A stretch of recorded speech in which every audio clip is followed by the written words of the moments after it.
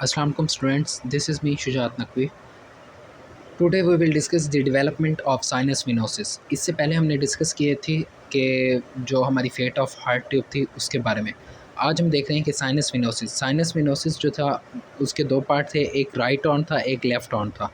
अब सबसे पहले जब हार्ट बन रहा होता है, हार्ट को भी ब्लड चाहिए, ठीक है, उसको भी मतलब ब्लड वेसल्स चाहिए, ब्लड चाहिए न्यूट्रिएंट ऑक्सीजन सप्लाई के लिए इसके बनने के दौरान।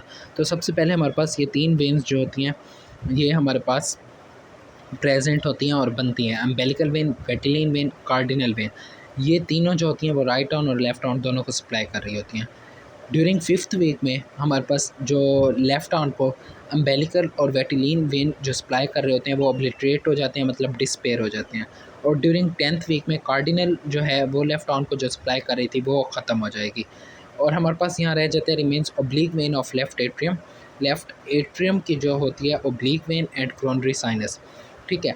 बेसिकली हमारे पास लेफ़्ट ऑर्न ही हमारा डिसअपेयर हो जाता है, जब ये उसकी ब्लड सप्लाई ख़त्म होती है तो वो भी डिसअपेयर हो जाते हैं, ठीक है, क्योंकि इसका आगे कोई रोल नहीं होता डेवलपमेंट में। राइट ऑन जो होता है ये रह जाता है, इसका क्या रोल है, हमारे पास राइट एट्रियम होता है, राइट एट्रियम के बिल्कुल साथ हमारे पास राइट ऑर्न है, राइट ऑर्न है साइनस विनोसिस का। अब राइट ऑर्न जो होता है वो इनकॉर्पोरेट करना स्टार्ट हो जाता है, अंदर घुसना स्टार्ट हो जाता है राइट एट्रियम के। जब राइट एट्रियम के वो अंदर घुसना स्टार्ट होता है तो जो स्ट्रक्चर उसको अंदर मतलब इंसल्ट कर रहा होता है उसको हम कहते हैं सेप्टम स्पोरियम। सेप्टम स्पोरियम की मदद से वो अंदर इंसल्ट हो रहा होता है। राइट ऑन अंदर वहाँ जाता जाता है, इनकॉर्पोरेट करता है जहाँ साइनो एट्रियल ओरिफिस या साइनो एट्रियल नोड होता है, वहाँ तक जाता है। वहाँ राइट ऑन जाके वहाँ पे राइट ऑन बनाता है, राइट वेलवुलर फोल्ड, लेफ्ट वेलवुलर फोल्ड, दो वेलवुलर फोल्ड बनाता है। राइट वेलवुलर फोल्ड जो होता है वो फर्दर डिवाइड होता है सुपीरियर वेलवुलर फोल्ड में, इन्फीरियर वेलवुलर फोल्ड में, और सुपीरियर जो होता है वो डिसअपेयर हो जाते हैं। जो इन्फीरियर वेलवुलर फोल्ड होता है राइट वेलवुलर फोल्ड का, वो बनाता है form valve of inferior vena cava. Inferior vena cava भी राइट एट्रियम में ही ओपन हो रही है ना, तो उसका वेल्व बनाएगा एंड कोरोनरी साइनस बनाएगा।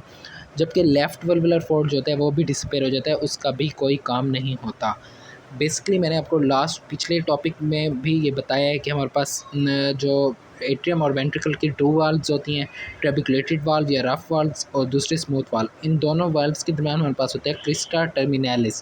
क्रिस्टा टर्मिनालिस एक मेम्ब्रेन है, कह सकते हैं वो है, मतलब एक दूसरे को अपनी प्लेस पे रखने के लिए ये होती है। आई थिंक क्लियर हो गया होगा। कोई भी क्वेरी हो कमेंट सेशन में ज़रूर पूछेगा। अपना ख्याल रखिएगा। अल्लाह हाफिज़।